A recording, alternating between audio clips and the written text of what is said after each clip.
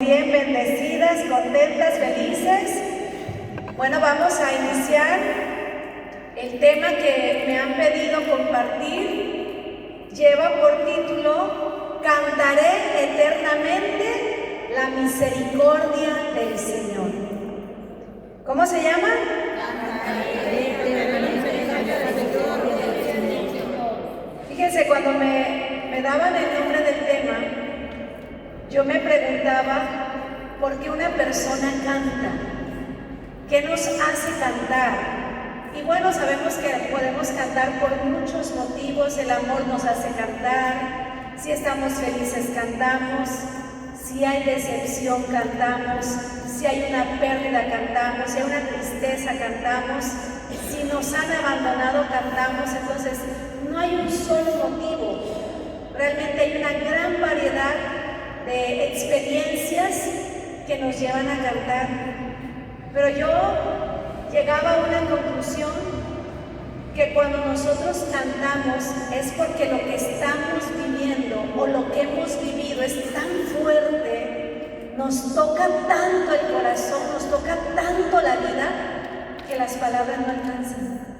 Las palabras ahorita no alcanzan, y por eso tenemos que volver eso que estamos experimentando, eso que sentimos, lo tenemos que volver canto. Y el salmista, en este Salmo 89, porque realmente el título está tomado del Salmo 89, versículo 1, dice: cantaré eternamente la misericordia del Señor. Y yo me preguntaba, ¿cuál es la misericordia que necesitamos cantar? Y ahorita les voy a explicar por qué. Vamos a entrar primero en qué es misericordia. Creo que ya todos de alguna manera sabemos que cuando escuchamos la palabra misericordia estamos hablando de un corazón que se inclina a la miseria. Y no se trata solo de sentir lástima. La misericordia no es algo que se vive de lejos. La misericordia es que nosotros prácticamente tocamos, por decirlo así, el sufrimiento del otro, el pecado del otro. Es como que entramos en aquello que le duele al otro, en aquello que le está haciendo sufrir al otro, en aquello que está perdiendo al otro. Entonces, la misericordia es el amor de Dios que toca nuestra miseria.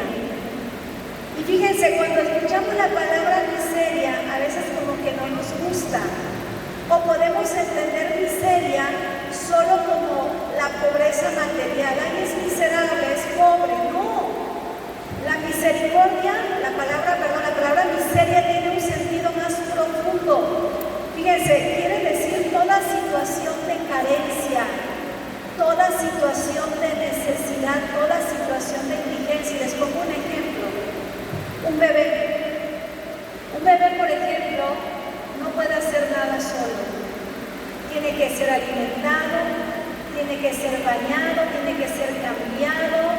Ni siquiera puede ir de un lugar a otro, tiene que ser llevado, ¿verdad?, en los brazos. Entonces, este bebé que depende completamente de sus padres, se puede decir que está en un estado de miseria. No porque ser bebé sea algo malo o el bebé sea algo feo, sino porque depende, porque es demasiado frágil y entonces necesita de otros que lo sustenten. Entonces, de esa misma manera, nosotros somos bebés. Porque fíjense, la medicina dice que se deja de ser bebé cuando llegamos a los 12 meses al año. Pero realmente, ¿cuándo dejamos de necesitar?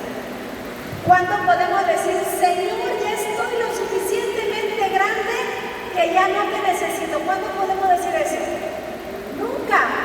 Entonces, en lo profundo, seguimos siendo bebés, necesitados de que alguien nos alimente, que alguien nos apapache, que alguien nos lleve en brazos, que alguien nos anime, que alguien nos levante. En ese sentido profundo es que hablamos de miseria.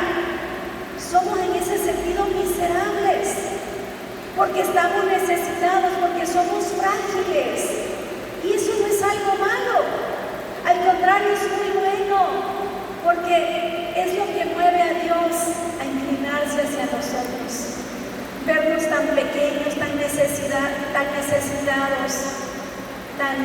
aquellos que lo necesitamos. Entonces fíjense, ninguno de nosotros nos hemos dado la vida a nosotros mismos. Ninguno de nosotros eligió ser varón o ser mujer. Eso es un don, es un regalo. Eso es misericordia. La primera misericordia que hemos recibido es existir en la vida. Y ser varón o ser mujer es misericordia, es regalo. Hoy se ve como un insulto.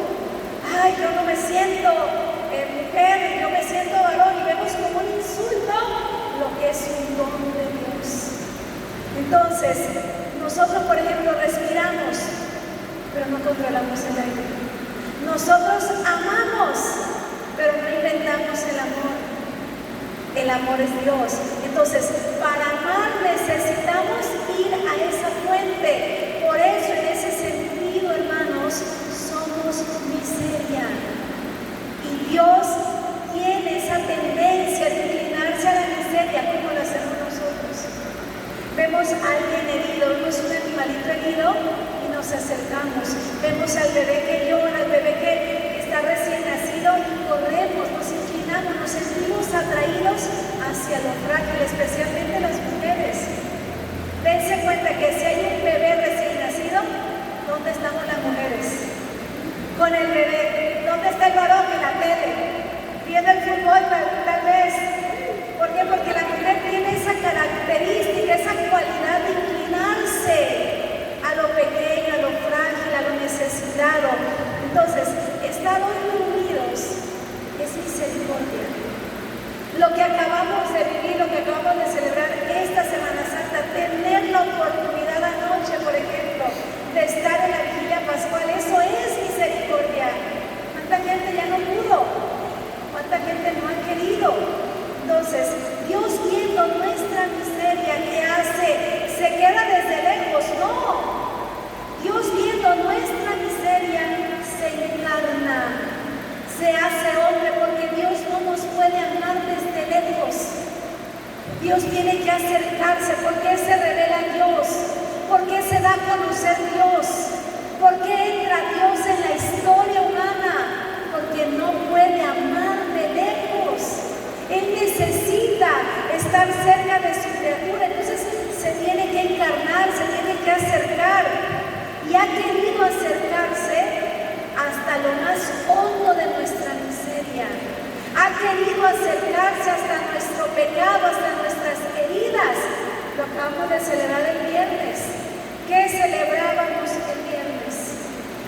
A un Dios que se hace pecado, a un Dios que se deja crucificar para salvarnos desde dentro. Como dice ese canto que tanto conocemos, ¿no? Mira la cruz, esa es mi más grande prueba, eso es misericordia. Y Dios mismo se define así con esa cualidad, dice en Éxodo 34:6, el Señor, Dios misericordioso y clemente, lento a la ira y rico en amor y fidelidad. Palabra de Dios. Fíjense cómo se define Dios: misericordioso y clemente, rico en amor y en fidelidad, y lento a la ira. Por eso uno se asombra, ¿verdad? Y uno ve cómo está el mundo, uno ve su propia vida, por lo menos a mí me pasa. Cuando yo me pongo a meditar en lo que vivimos en el pasado, en el alejamiento que teníamos del Señor, yo digo: Señor, ¿cómo me aguantaste? ¿Cómo me soportaste? Porque es paciente, porque es misericordioso, porque es fiel. Y por eso Jesús le pide explícitamente a Santa Faustina, digo, hay muchas citas en el diario, pero por ejemplo, en el numeral 301 le dice: proclama que la misericordia es el atributo más grande de Dios. Lo decía doña Vera en oración. El Señor ha puesto los tiempos, cuándo celebrar su misericordia, cuándo celebrar la fiesta, cuándo comenzar. Él quiere que su misericordia sea conocida, sea proclamada, sea celebrada, sea vivida. Y luego le va a decir en otro numeral misericordia es la flor del amor. Fíjense qué bonita definición del mismo Señor. La misericordia es la flor del amor. Es como, digamos, el coronamiento del amor es la misericordia. Lo más bello del amor es la misericordia. Y Santo Tomás de Aquino decía que la misericordia de algún modo es la mayor de las virtudes en cuanto que supera y da a los demás. ¿Por qué dice esto Santo Tomás de Aquino? Fíjense, es hermoso. ¿Por qué dice que la misericordia supera? Porque cuando Dios hace misericordia o cuando nosotros hacemos misericordia, ¿qué estamos haciendo? Nos elevamos por encima de nuestro propio interés. Nos elevamos por encima de nuestra comodidad. Cuando tienes un hijo enfermo, ¿qué haces? ¿Te vas a dormir y no dejas que esté con la calentura temblando? No. La misericordia supera tu sueño, supera tu cansancio, supera tu deseo de estar durmiendo, de estar a lo mejor haciendo otra cosa, porque te inclinas hacia ese hijo que te necesita, que está sufriendo, que está calenturado, que está dolorido, o a ese esposo, esa esposa. Por eso la misericordia supera. ¿Qué hace la misericordia, mis hermanos? No nos deja encerrados en nosotros mismos, nos hace salir. ¿Quién es el primero que ha salido? Él. Todo un Dios poderoso, infinitamente poderoso, sale de su gloria del cielo y se hace hombre. Hay un himno, el Te Deum, donde dice: te hiciste esclavo en el vientre de María. Todo un Dios se encierra en el pequeño vientre de una mujer. Fíjense cómo la misericordia supera incluso la divinidad de Dios en ese sentido de abajarse, de anonadarse. Y luego por eso dice Santo Tomás, porque da a los demás, porque cuando tú haces misericordia no es dar lo que te sobra. A veces tenemos ese erróneo concepto: dar misericordia es dar lo que me sobra. Pues voy a dar esta camiseta que ya está agujereada, que ya tiene el cuello todo ancho.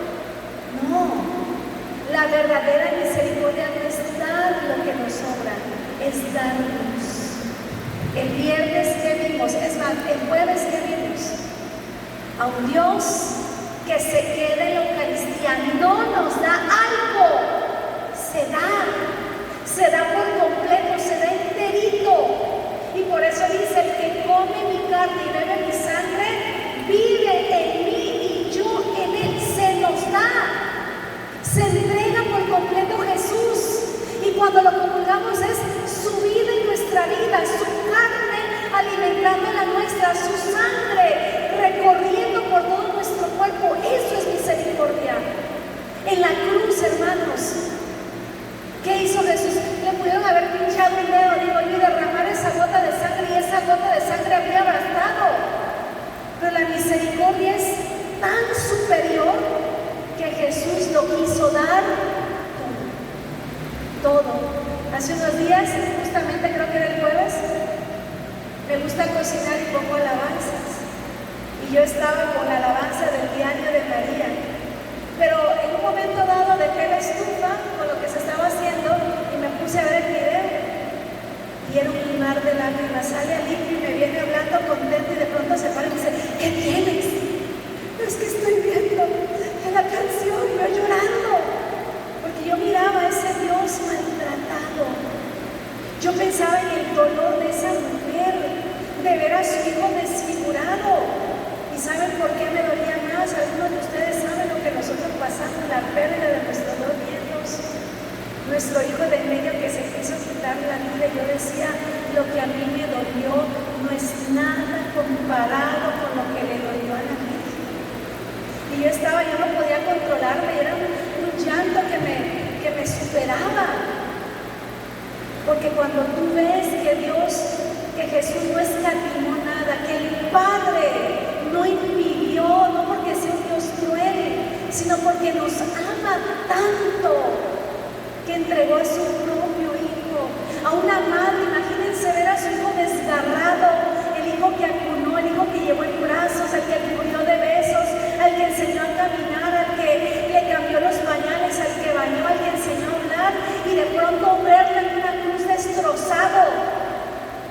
El profeta Isaías dice que ni se le reconocía, ya no tenía rostro de hombre porque estaba desfigurado.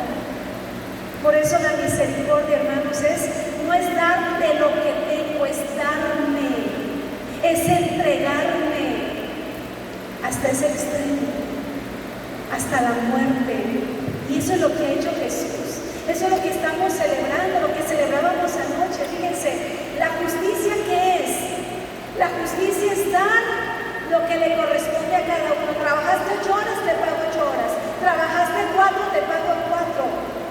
Pero ¿qué es la misericordia? Dar lo que el otro necesita, aunque no lo merezca. Justicia, ¿cuál hubiera sido la justicia? Que los crucificados hubiéramos sido nosotros, porque los que hemos pecado y los que seguimos pecando somos nosotros. Eso es justicia. Pero ¿quién fue el que pagó? Jesús. ¿Y eso qué quiere decir? Que entonces la misericordia anula la justicia. No. Quiere decir que la misericordia va más allá de la justicia, pero no la anula. Porque a veces, hermanos, tenemos como esta idea: ay, es que Dios es tan bueno, Dios es tan misericordioso que no te preocupes, vive como tú quieras, ya tendrás tiempo de arrepentirte, ya luego le pides perdón a Dios, luego te confiesas. Si Dios es bueno, Dios te va a perdonar. Y entonces, ¿saben eso cómo se llama? En teología eso tiene un nombre, se llama presunción. Estoy presumiendo de la misericordia de Dios, pero eso es un abuso. Porque quiere decir, es casi como con la tarjeta de crédito, ¿verdad? Compro ahorita y paga después. Es casi así le hacemos con la misericordia. Pensamos peca ahorita y pagas después, te conviertes después. No. ¿Qué dice un salmo? El Salmo 85:11, fíjense cómo dice: la misericordia y la verdad se encontraron, la justicia y la paz se besaron. No dice que la misericordia vence la justicia, que se abrazan. En la cruz, ¿qué vemos? El abrazo de la justicia y de la misericordia. El Papa Francisco decía: la justicia y la misericordia son las dos caras de una misma moneda. ¿Por qué lo vemos en la cruz? Porque en la cruz alguien tenía que pagar por el pecado. ¿Y se pagó, sí o no? ¿Y quién pagó? Jesús. Ahí está la justicia. Pero ¿dónde está la misericordia? En que quienes teníamos que pagar éramos nosotros. Y el que cargó con el pecado fue Él. Entonces, ahí estuvo justicia y misericordia. Jesús toma sobre sí nuestros pecados y es crucificado para que nosotros seamos perdonados. No lo merecemos, por eso es misericordia, porque no lo merecemos, pero la justicia ahí está. Entonces, por eso, ¿por qué les hago todo este recuento, mis hermanos? Porque el salmista dice: cantaré eternamente la misericordia del Señor. Entonces, ¿cuál misericordia es la que yo tengo que cantar? ¿La falsa o la verdadera? Porque el problema de hoy en el mundo es que hemos inventado una misericordia que no es la verdadera. Hay una falsa misericordia. ¿Y saben qué es lo más triste? Que muchas veces sacerdotes y predicadores laicos estamos predicando la falsa misericordia con tal de quedar bien con el mundo.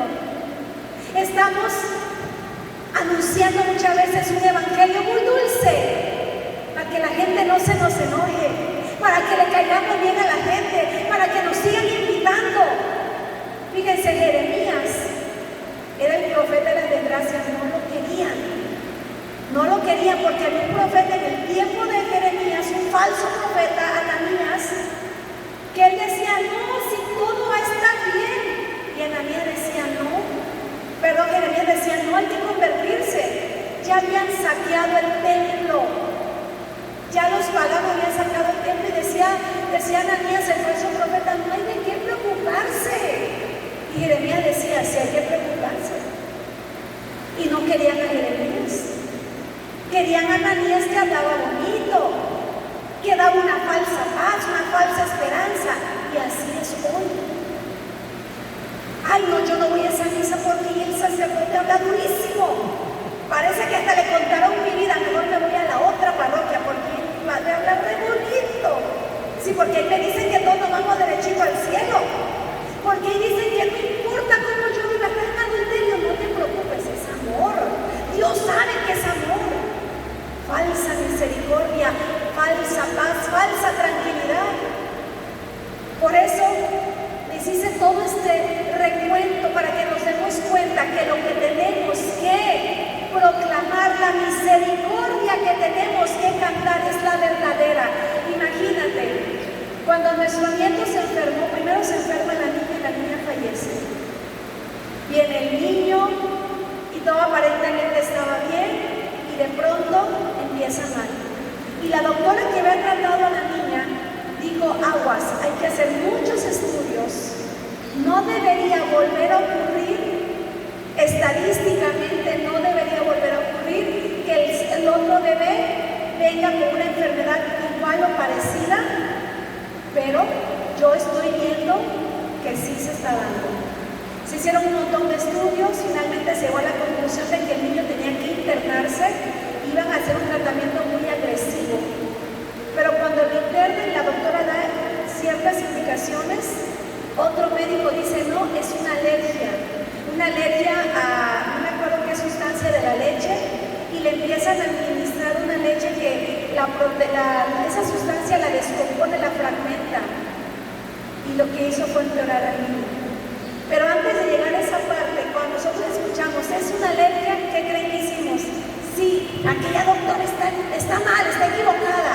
Este tiene la razón, porque tú quieres escuchar lo que a ti te da paz, lo que a ti te da esperanza. Y la doctora decía, no. En el hospital se hizo un debate, era todo un equipo médico contra una doctora. Y la doctora decía, no, el niño necesita este tratamiento. Quizás eso aceleró la muerte del niño. Pero ¿a dónde voy con esto, hermanos? Que a veces queremos al médico que nos diga, no es nada, no te preocupes. Preferimos al médico que nos dice, mira, ponte nada más estas gotitas y ya, al que nos dice, sabes que tienes una infección y necesitas un tratamiento. Y muchas veces, ¿qué decimos nosotros? El médico es bueno, no me preocupa. El médico es bueno, porque yo no tuve tratamiento. Pero ¿qué pasa si no tomamos el tratamiento? La infección se va a extender, se va a agravar y vamos a morir. Así es Dios. Eso se traslada a la vida espiritual. A veces no me gusta escuchar cuando denuncian mi pecado, cuando me dicen en dónde estoy mal. Pero es que, por muy bueno que sea el médico, si no hay tratamiento, no va a haber cura. Por muy bueno que sea Dios, si yo no me doy cuenta de cómo estoy viviendo y no trato de cambiar mi vida, entonces me puedo morir y me puedo condenar. Fíjense, hace unos días se hizo viral el caso de Noelia, quizás algunos de ustedes se enteraron, esa muchacha española de 25 años que venía trayendo una depresión terrible. Y me parece que por 2 años leí por ahí, estuvo batallando cuestión legal, porque sus papás se oponían a que le practicaran el suicidio asistido. Y estuvo luchando hasta que todo un tribunal dijo que sí. Entonces, para mucha gente era una victoria, para mucha gente eso fue misericordia. Estuve leyendo pues que ella efectivamente desde muy pequeña, depresión, divorcio de sus padres, intento creo que de suicidio antes del que la dejó ya más lastimada, aparte la violación que fue la que la llevó a tomar la decisión de aventarse y quitarse la vida, pero pues no se la quitó.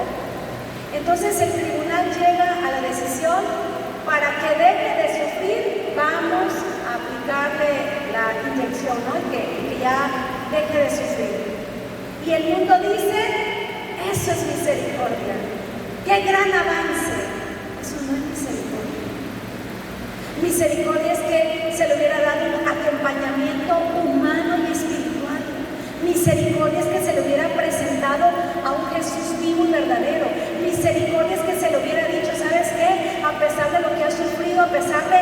heridas que tienes, a pesar de lo que padeciste, eres digna, eres amada, eres valiosa. Eso es misericordia. Pero el mundo opta por la falsa misericordia. Por eso, mis hermanos, el problema es que la falsa misericordia no cambia vidas.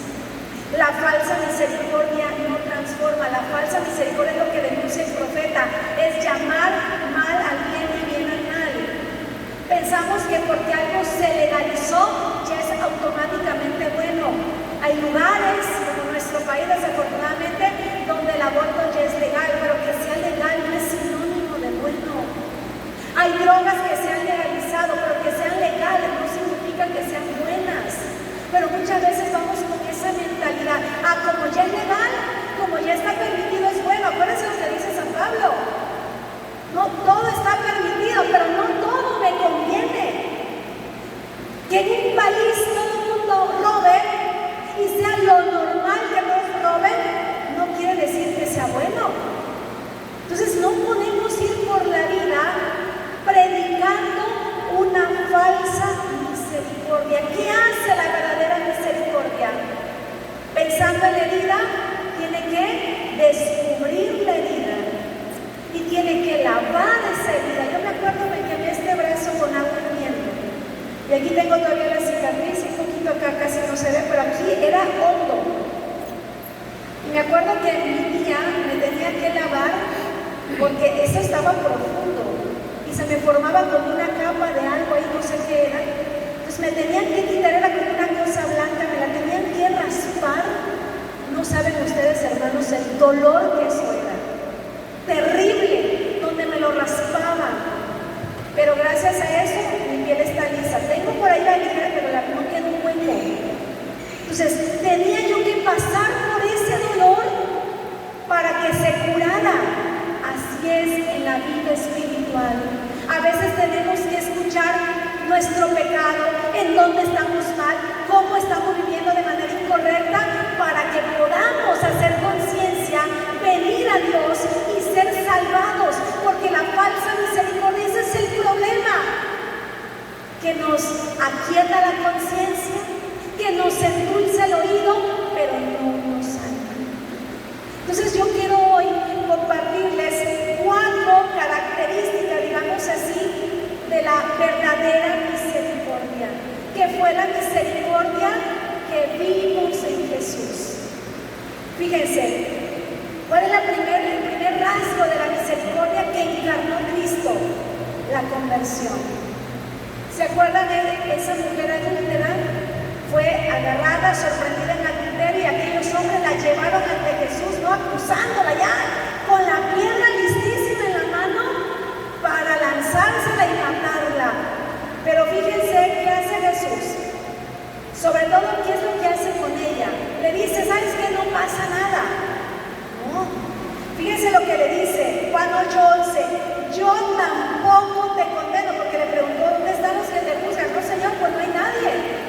Ya se fueron, porque Jesús dijo, el que tenga, ¿cómo es el que tenga? El que esté libre de pecado, que tiene la primera piedra. Y dice que de los más viejos se fueron alejando. Entonces cuando Jesús le pregunta a ella, ¿dónde están los que te condenan? No, pues Señor, no hay nadie. Entonces le dice Jesús, yo tampoco te condeno, pero esta es la otra parte. Vete y no peques más. Entonces, no es que Jesús negó el pecado, es que no está reduciendo a la mujer a su pecado. Nosotros muchas veces ponemos etiquetas, el borracho, el adúltero, el pleitisto, la chismosa, reducimos a la persona al pecado. Jesús no reduce a la persona al pecado, porque la está invitando a levantarse y a hacer más, a recobrar su dignidad, esa dignidad que muchas veces el pecador nos roba. Jesús está restaurándola. Esa es misericordia. Jesús redime, pero nos llama a ya no seguir viviendo igual. Por lo tanto, la misericordia que tenemos que cantar es la que nos lleva a la conversión. Otro rasgo de la misericordia. La misericordia es la verdadera, es cuando tú te quedas al lado. Y tenemos un caso en la Biblia espectacular. A mí me fascina la parábola del buen samaritano.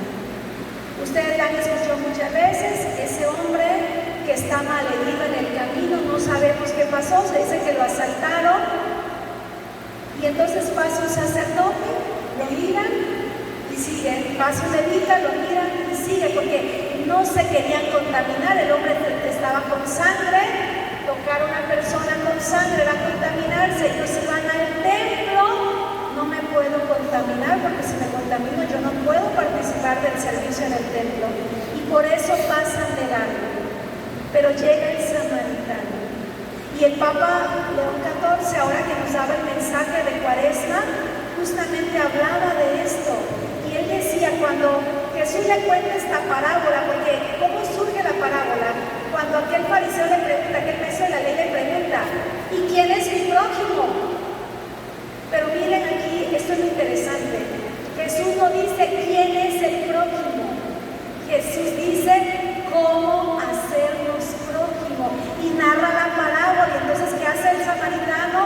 Se detiene, se baja de la cabalgadura, se acerca al hombre herido, lo va a limpiar las heridas, le va a poner aceite, le va a poner, vino, la va a lavar con vino, le va a poner aceite, le va a vendar, lo va a subir a la cabalgadura, lo va a llevar a la posada, lo va a tener unos días, tiene que hacer su diligencia, paga al posadero para que se encargue de él. Eso también es misericordia. Yo invito a otros, involucro a otros y luego regresa. Entonces, lo que nos está diciendo Jesús no es quién es mi prójimo, es cómo hacerme prójimo y cómo me hago prójimo. Cuando me bajo de mi comodidad, cuando me bajo de mi tiempo, cuando me detengo, cuando doy de mi dinero, cuando doy de mí, cuando entrego lo que soy, cuando doy desde lo que soy. Eso es misericordia. Entonces, no es un sentimiento, es quedarme al lado, es acompañar. Fue lo que le faltó a Noelia, tal vez. A lo mejor sí le dieron un acompañamiento, pero no el adecuado. Y entonces dijeron, bueno, ok, la matamos. Y eso es misericordia. No, misericordia hubiera sido decirle, sé que estás sufriendo, te acompaño en tu sufrimiento, vamos a caminar juntos este sufrimiento. Porque ella dice en la entrevista, una que yo vi, que no aguantaba los pensamientos que venían a su mente. Y aunque papá y mamá no estaban de acuerdo, decía, ella sentía que era un egoísmo de ellos el no dejarla que fuera, que le aplicaran la inyección aquella. Entonces, misericordia hubiera sido, me quedo a tu lado, sufro contigo. Digo, hay muchos factores que uno no conoce, ¿verdad? Puede ser esto algo muy a la ligera. Hay mucho más que quizás desconocemos, pero hacer misericordia es quedarnos con la persona, sufrir con la persona, sentir lo que le pasa a la persona. Y en eso muchas veces estamos fallando, y lo digo por mí misma. ¿Cuántas veces es más fácil decir, ay, pobrecito, y seguir porque tengo cosas que hacer, que bajarme y detenerme y tocar la herida? Es mucho más fácil seguir de largo. Otra característica de la misericordia verdadera incomoda. Porque la misericordia verdadera, hermanos, denuncia el pecado. La misericordia falsa va a callar para no herir, pero no es tanto que no quiera herir, es que muchas veces callamos por respeto humano, muchas veces callamos porque queremos quedar bien, muchas veces callamos para ser queridos, para ser amados, para ser aceptados. Eso es lo que pasa hoy, sobre todo mucho en la cuestión de los adolescentes. Pueden estar viendo algo mal porque tú les has dado una educación en la fe, pero mejor callan y no le dicen al amigo que está mal, pues porque quieren ser aceptados, porque no quieren ser vistos como raros. Entonces hay que darnos cuenta, hermanos, que ciertamente la misericordia, la verdadera, va a incomodar. Miren a Juan el Bautista. Herodes mandó llamar a Juan, le gustaba siempre tener predicadores, llamó a Juan para que le predicara y Juan fue, pero nunca se imaginó que lo que Juan iba a predicar es que no podía tener de esposa la mujer de su hermano. Pues esa predicación incomodó a Herodías, y cuando tuvo oportunidad de hacer el gol le mandó cortar la cabeza. Si ciertamente nos van a cortar la cabeza cuando ejerzamos la verdadera misericordia, hermanos. Pero es que ese es el camino. ¿Tú quieres quedar bien? No denuncies el pecado. Pero ¿con quién quieres quedar bien? ¿Con la gente o con Dios? Porque si quieres quedar bien con Dios, tienes que denunciar el pecado. Tienes que denunciar lo que está mal. Aunque se enoje tu hijo, aunque se enoje tu esposo. Y no estoy diciendo que le digas, ay, ya estás condenado, te vas al infierno. No, no estoy diciendo eso. Pero sí hacerle ver porque eso no está bien. Porque esto otro no está correcto. Tenemos esa obligación. El que ama, te habla con verdad, aunque la verdad nos duele. Entonces, fíjense, esa sería la tercera característica. La cuarta, buscar al perdido. ¿Qué es lo que hace el padre? El padre de la parábola del hijo pródigo. Da la herencia al hijo, el hijo se va a un lugar lejano y cuando regresa, ¿qué hace el padre? Sale al encuentro. Sale a recibirlo, sale corriendo, lo abraza, lo cubre de besos. Entonces, la misericordia verdadera, ¿qué pasa? Toma la iniciativa. Se trata de tomar iniciativa, se trata de ir al encuentro. Entonces, hermanos, la verdadera misericordia no pone condiciones previas al amor. La verdadera misericordia, que sí nos pide comunión plena. ¿Qué hace el padre cuando recibe a su hijo? Le restaura la dignidad, le hace una fiesta. ¿Y qué le dice al hermano? El hermano no quiere entrar, está enojado. ¿Cómo es posible que ese hijo tuyo, ni siquiera dice mi hermano, es hijo tuyo, que fue a gastar el dinero allá con mujeres, regresa y tú todavía le haces una fiesta? Pero ¿qué le dice el hermano? Hay que alegrarnos. Perdón, ¿qué le dice el padre? Hay que alegrarnos, porque este hijo mío estaba muerto y ha vuelto a la vida. ¿Qué es lo que está haciendo el padre? Invitar a la comunión. La verdadera misericordia invita a la comunión. La falsa misericordia no, hermanos. La falsa misericordia nos ofrece una paz sin salvación. La falsa misericordia anestesia nuestra conciencia. La falsa misericordia da consuelo sin conversión. No importa cómo estés viviendo, Dios te entiende. Yo escuchaba el otro día precisamente un sacerdote denunciar, decía que a veces va por un muchacho, dice hay sacerdotes que va el muchacho y le dice al padre, pues ay, que padre, estoy viendo pornografía, y el padre dice, no te preocupes, es una etapa, le calma la conciencia, le da consuelo, pero sin conversión. No podemos apapachar el pecado, no podemos endulzar lo que es amargo, lo que se tiene que ver tal y como es, queridos hermanos. Porque la misericordia, la falsa misericordia, pues decirle a la herida, no te preocupes, la herida va a sanar, tú estás viendo que ya está sanándose, pero la herida te va a sanar, no te preocupes. Eso no es misericordia. Entonces, volviendo a la pregunta, ¿qué misericordia es la que tenemos que cantar? ¿Cuál misericordia es la que anuncia, la que canta el salmista, mis hermanos? ¿La verdadera o la falsa? La verdadera. Esa es la misericordia que estamos llamados a cantar. Pero para cantar la verdadera misericordia, ¿qué necesitamos? Reconocerle nuestra vida. Cuando esa puerta se te cerró, es misericordia. Cuando ese proyecto no te salió, es misericordia. Cuando esa persona te defraudó, te abandonó, es misericordia. Ese que habló mal de mí es misericordia. Ese que se burló, que no comprendió por lo que tú estabas pasando, es misericordia. A veces nos enojamos. Ay, yo que creía que era mi amigo. Qué bueno que mostró su rostro. Qué bueno que ya sé quién es. Porque ahora ya sé cómo tratar a la persona. Es misericordia. Tenemos que aprender a reconocer la misericordia en aquello donde difícilmente la vemos. Y perdón que yo ponga el ejemplo, pero es lo que tengo de mi vida, lo que ha pasado con nuestros nietos. Me ha tocado ver ahí en eso tan difícil la misericordia de Dios obrando. Y no es fácil. Yo veo a los niños y yo me pongo a pensar, la niña estuviera ya caminando, ya fuera de su vida. El niño ya hablara, ya diera sus pasos. Y me tengo que no conformar, pero me tengo que recordar que como Dios actuó con misericordia. Lo tengo que reconocer y no es fácil. No es fácil porque incluso a veces estoy sola y me pongo a pensar en ellos o veo el retrato y me entran ganas de llorar. Y digo, quisiera verlos aquí, pero luego digo, no, Señor, allá están contigo y allá resplandece, y allá ni siquiera me imagino el amor, la dulzura, la belleza que ellos contemplan. Y eso me da ánimos. Porque es muy fácil ver la misericordia cuando todo sale como queremos, ¿sí o no? Pero cuando no sale como no queremos. Cuando oraste, suplicaste.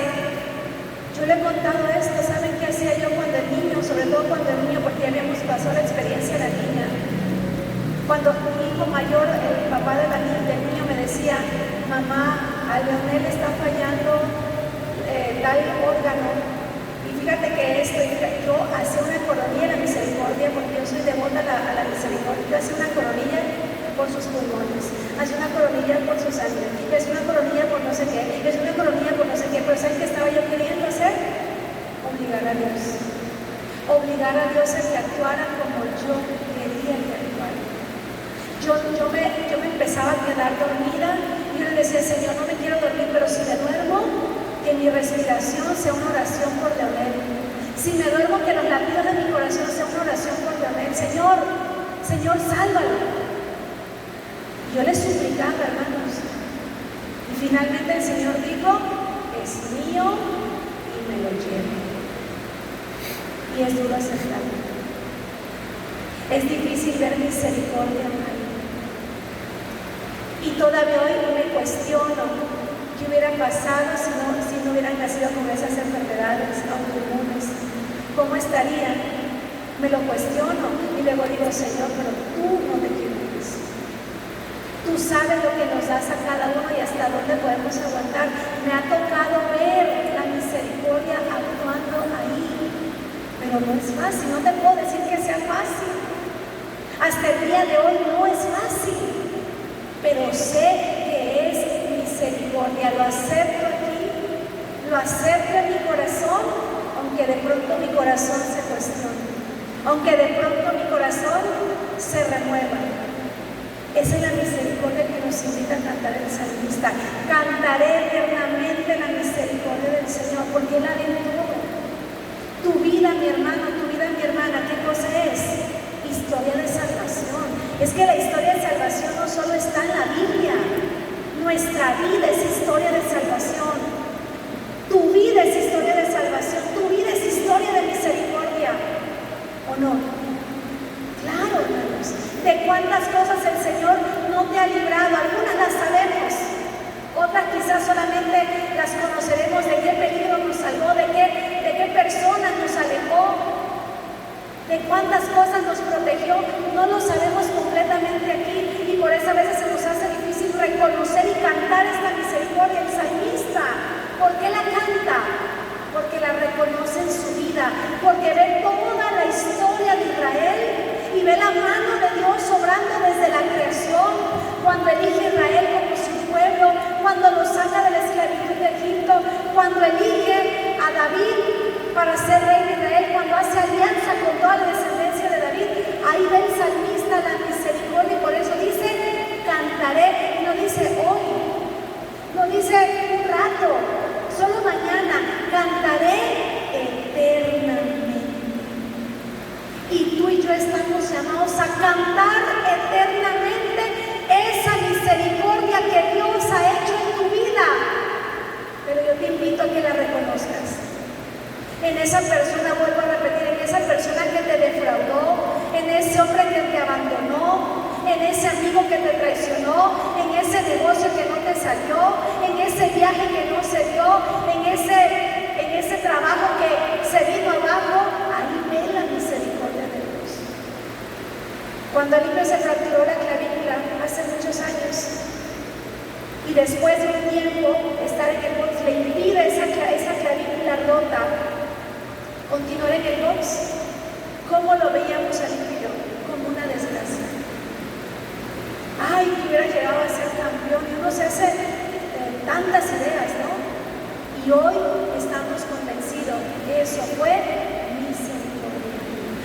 se hubiera llegado a ser campeón del mundo, pero el mundo no se habría perdido más de lo que ya estábamos. Así que la misericordia del Señor fue que esa clavícula se quebrara, que no pudiera continuar en el box, pero estamos aquí sirviendo, y es el tesoro más grande que podemos tener, a Jesús, hermanos. Eso a Jesús no lo agota nada. ¿Cuánto hubiera durado, no sé, el dinero? ¿Quién sabe? Si no lo sabíamos administrar, por muchos millones que fueran, a lo mejor estuviéramos de brazos cruzados. Hoy tampoco tenemos gran cosa, pero tenemos lo más importante, que es a Dios, que es el Señor, que es su misericordia, que es su bondad. Por eso yo les invito, hermanos, en esta novena que oficialmente aquí en Parroquia está iniciando, que cantemos esa misericordia. El mundo no necesita la misericordia falsa, ya hay muchos que predican la falsa misericordia. La misericordia que tú y yo tenemos que cantar es la misericordia verdadera. Vamos a darle un fuerte aplauso al Señor.